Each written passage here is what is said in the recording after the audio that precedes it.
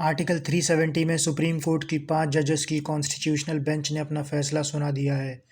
Chief justice of India D.Y.. Chandrachud साहब इन 5 जजेस की बेंच को लीड कर रहे थे। इस फैसले की कुछ ज़रूरी बातें।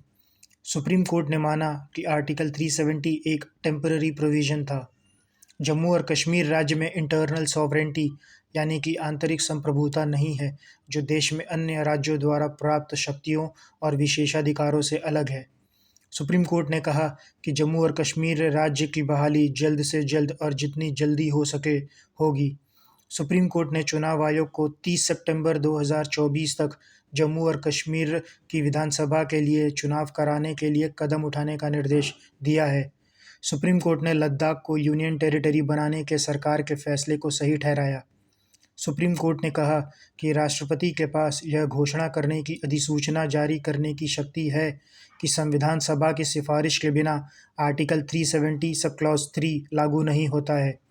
सुप्रीम कोर्ट ने कहा कि आर्टिकल 370 असम्मित संघवाद की विशेषता थी, न कि संप्रभुता की। Chief justice of India Chandrachud साहब ने कहा कि आर्टिकल 370 का इंटरप्रिटेशन कहीं से भी यह नहीं कहता है कि भारत को जम्मू और कश्मीर के साथ टेम्पररी बेसिस पे मिलाया गया था। जस्टिस कौल ने 1980 के दशक से जम्मू कश्मीर में राज्य और गैर राज्य दोनों तत्वों द्वारा मानवाधिकारों के उल्लंघन की जांच रिपोर्ट करने के लिए एक इंडिपेंडेंट कमीशन बनाने की सिफारिश की। जस्टिस कौल ने 1980 के दशक में कश्मीर घाटी से कश्मीरी पंडितों के पलायन का जिक्र करते हुए कहा कि यह वॉलंटरी माइग्रेशन नहीं था।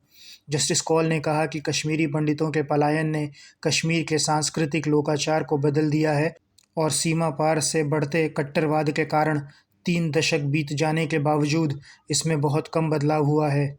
सुप्रीम कोर्ट ने कहा कि लोकतंत्र संविधान की बुनियादी विशेषताओं में से एक है और संविधान केंद्र को शक्ति प्रदान करता है, जिससे केंद्र यूनियन टेरिटरी का गठन कर सकता है।